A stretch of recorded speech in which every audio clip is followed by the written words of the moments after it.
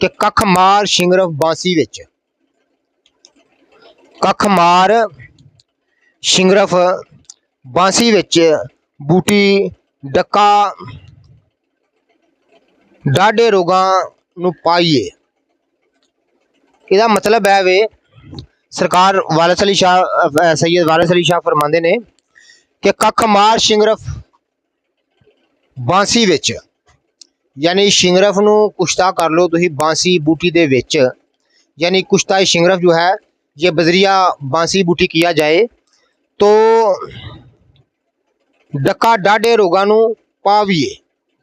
ਜਿਹੜੇ सख्त खबीस अमराज ने उन्होंने डका पै जाती है, यानी उन्होंने रोक छड्डदी अगे वधन नहीं देंदी। वो शिंगरफ कुश्ता शिंगरफ है जिहड़ा मैं तुहाडी खिदमत च अर्ज कर रहा।